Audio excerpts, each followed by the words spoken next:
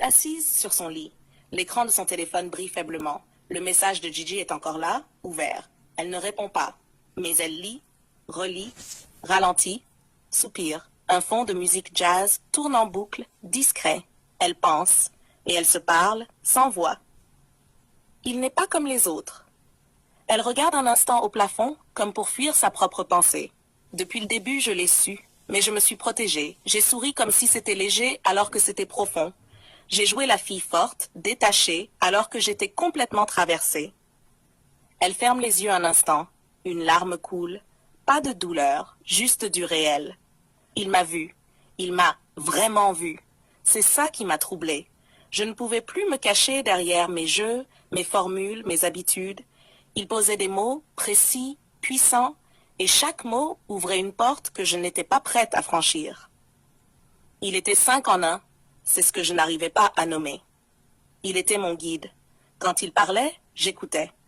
Même quand je faisais semblant de ne pas répondre, je prenais des notes dans ma tête. Il me rendait meilleure, plus lucide, plus exigeante. Il ne me caressait pas dans le sens du poil. Il me disait la vérité. Et moi j'ai fui. Parce que la vérité, ça brûle. Il était mon miroir. Il savait que je portais des blessures que je cache bien. Il savait que je joue à la forte, mais que je fatigue. Il m'a regardé comme personne, pas pour séduire, pour comprendre. Et j'ai eu peur d'être mise à nu. Il était mon protecteur. Quand j'étais attaquée, il veillait. Quand je doutais, il était là. Il ne le disait pas, il faisait. Il ne me possédait pas, il me couvrait, il me gardait comme une lumière au fond d'un tunnel. Il était ma passion. J'ai eu envie de lui, fort, viscéralement, mais pas comme les autres. Ce n'était pas un feu de passage.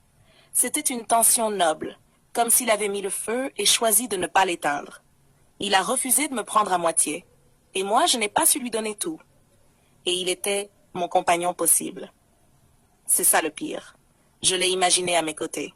Dans ma vie, dans mon quotidien. Je nous ai vus marcher ensemble, vieillir ensemble. Et rien que cette image m'a fait paniquer. Parce que si je l'accepte, je ne peux plus tricher. Je dois choisir. Et je ne savais pas si j'étais prête à mériter quelqu'un comme lui. Elle respire profondément, essuie ses joues sans précipitation. Le téléphone est toujours allumé, le message toujours là. Il ne saura jamais tout ce que j'ai vu en lui, parce que je ne lui ai jamais dit. Mais moi, je le sais, et c'est peut-être ça le plus douloureux, savoir que j'ai croisé l'homme qui m'a tout offert, sans jamais me forcer, et que je l'ai regardé partir. Souhaites-tu que